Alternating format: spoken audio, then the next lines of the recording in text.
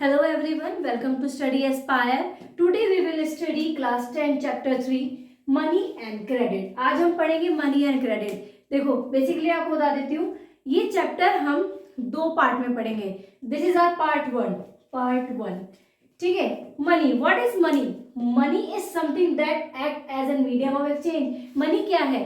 आप day to day transaction में भी देखते हो कि कुछ चीजें खरीदते हो, कुछ चीजें लोग सोल्ड करते हैं, तो उसमें किस चीज का यूज होता है? मनी का. मनी के बिना ना तो आप कुछ चीज बेच सकते हो, ना कोई चीज खरीद सकते हो. उसको हम बोलते हैं money.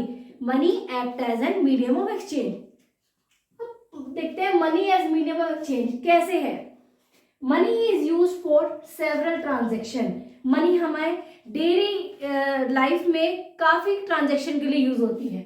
It is consider as a means of exchange. Money को कंसिडर किया जाता है means of exchange, means medium of exchange. In the early time people use to exchange one commodity for the other depending on the requirement under the barter system.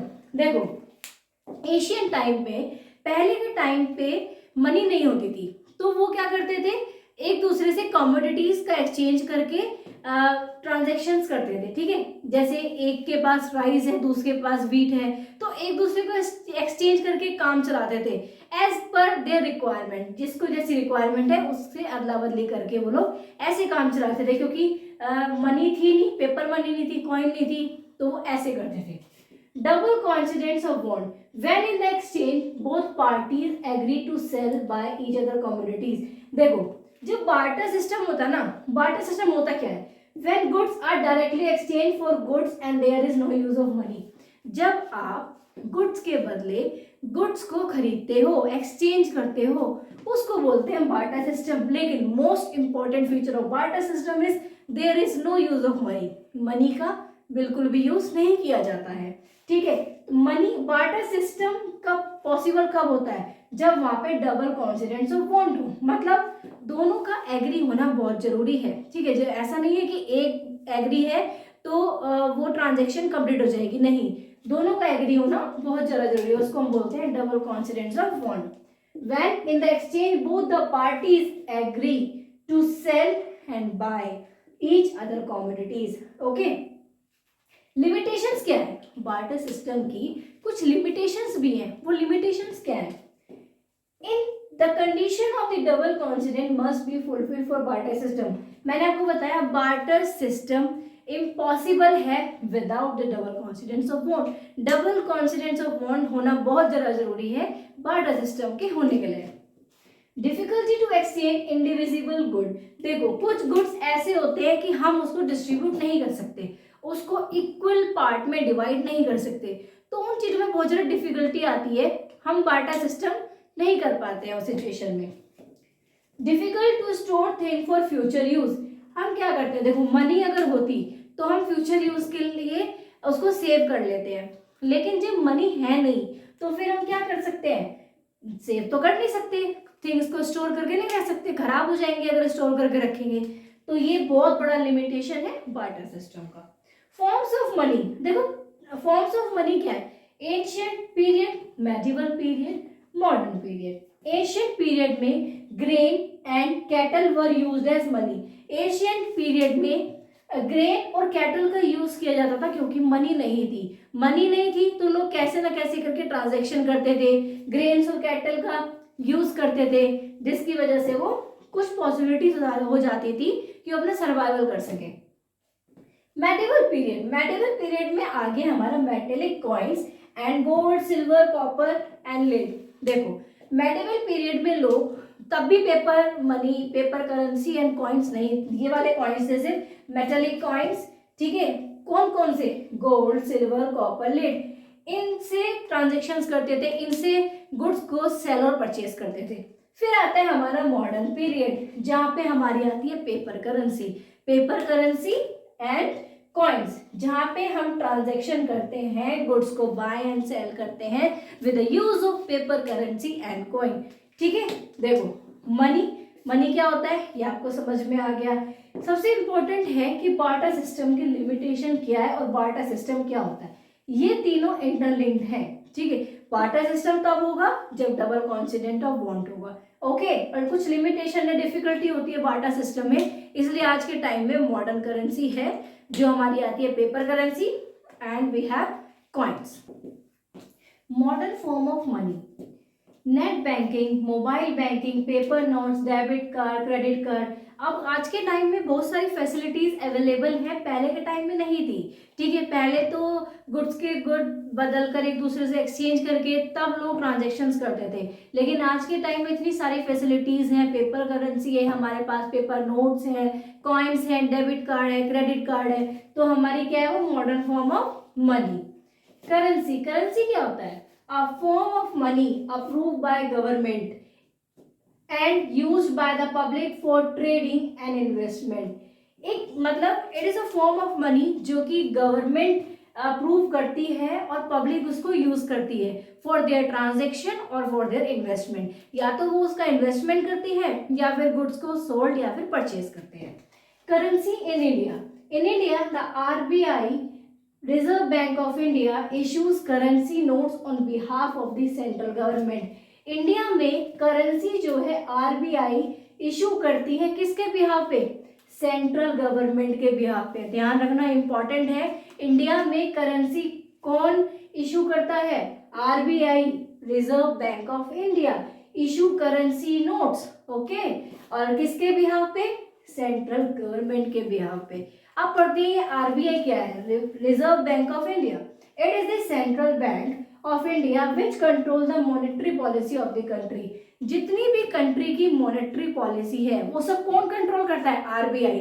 RBI के दो functions हमने अभी देख लिए हैं, नोट्स को issue करता है और सारी कंट्री की मॉनेटरी पॉलिसीज को कंट्रोल करता है। Functions of RBI, issues the currency on behalf of government, government के बिहाफ पे करेंसी को इश्यू करता है। Give directions regarding terms and interest on credit, directions देता है कि क्रेडिट पे कितना इंटरेस्ट होगा। ठीक है, interest on credit. To provide feedback regarding monetary policy to government of India, government of India को मॉनेटरी पॉलिसीज पे फीडबैक भी देता है। RBI hold a part of cash reserve of the bank, RBI कुछ cash का part अपने पास hold करके रखता है। डिपॉजिट विद बैंक, देखो लोगों के पास इतना पैसा होगा, ठीक है, तो वो डिपॉजिट भी करेंगे। कहाँ डिपॉजिट करेंगे? बैंक में। ठीक है, for their saving. People deposit their extra money in bank by opening a bank account, people extra money जो उनके पास है वो कहाँ डिपॉजिट करते हैं? बैंक में डिपॉजिट करते हैं। ठीक है, कैसे? बैंक में अकाउंट खुलवाकर। Bank also provide interest to people on their deposit, उनको जो पीपल जो है डिपॉजिट करते हैं बैंक में, तो बैंक उनको इंटरेस्ट भी प्रोवाइड करता है, उनके इंटरेस्ट के साथ उनको पैसा मिलता है। People also have the provision to withdraw their money when they need it, जब जो भी लोग हैं, जैसे आप अपने बैंक में, आप किसी भी बैंक में, जैसे आपका अकाउंट है, आप उसमें पैसा डिपॉजिट करते हो, ठीक है, लेकिन सडनली आपको रिक्वायरमेंट है उस पैसे की, तो आपके पास राइट है कि आप उसको कभी भी विड्रॉल कर सकते हो। Since this money is withdrawn on demand, जो मनी आपकी डिमांड पे विड्रॉ की जाती है बैंक से, this deposit are also called demand deposit, उसको हम क्या बोलते हैं? डिमांड डिपॉजिट, कि आप पैसा जमा कर रहे हो, ठीक है, आपके पास एक क्लियर ये है कि आप अगर पैसा डिपॉजिट कर रहे हो, जब आपको नीड होगी आप वो पैसा कभी भी निकाल सकते हो। ठीक है, समझ में आ गया आपको डिपॉजिट विद बैंक क्या होता है? इंपॉर्टेंट है ये function of RBI and RBI क्या होता है। Cheque facility, cheque is basically a paper instructing the bank to pay a specific amount from the person's account to that person in whose name the check has been issued। देखो check facility क्या है? देखो अगर cash नहीं है, cash available नहीं है, तो आप चेक के थ्रू भी पेमेंट या फिर कैश निकाल सकते हो। ठीक है, चेक होता क्या है? Basically paper instructing the bank to pay specific amount, specific amount पे करने के लिए बैंक को इंस्ट्रक्ट करता है the person's account to the person in whose name the check has been issued, किसके नाम से चेक वो इशूड हुआ है। Payment can be made with the use of cheque instead of cash, cash की जगह इस चेक से भी पेमेंट को किया जा सकता है। Modern banking system, modern banking system क्या है? Modern banking form of money is currency and deposit are modern banking system, okay, are closely linked to the working of the modern banking system. Currency और deposit closely linked है किसके साथ? Working of the modern banking system. Loan activities of bank की क्या loan activities हैं, ठीक है, पढ़ते हैं क्या मेन बैंक की एक्टिविटीज हैं. Bank accept deposit of the people and pay loan interest on these deposit, ठीक है, बैंक लोगों से पैसे लेता है जो डिपॉजिट करना चाहते हैं बैंक में और उन पे इंटरेस्ट प्रोवाइड कराता है. They keep only a small portion of deposit as cash, वो स्मॉल पोर्शन अपने पास रखते हैं, ठीक है. In India it is 15%, India में ये 15% डिपॉजिट करके रखते हैं. This is keep for those depositors who wish to withdraw money from the account. ये क्यों रखा जाता है? ये उनके लिए रखा जाता है जो कभी भी बीच में से भी विड्रॉ पैसा करना चाहते हैं, कभी भी विड्रॉ कर सकते हैं, ठीक है, उनके लिए रखा जाता है ये पैसा 15%, ओके. ये भी इंपॉर्टेंट है. मॉडर्न बैंकिंग सिस्टम क्या होता है? चेक फैसिलिटी, हम कैश की जगह चेक भी यूज कर सकते हैं. अब ये था हमने पार्ट वन में हमने ये सारे टॉपिक्स पढ़े हैं, ठीक है, party system, double coincidence of bonds, ये सब इंपॉर्टेंट टॉपिक्स. अब हम बचा हुए टॉपिक्स पढ़ेंगे पार्ट 2 में. आई होप आपको समझ में आया हो. Please like my video, subscribe my channel and please share. Thank you. क्या बोला लास्ट में?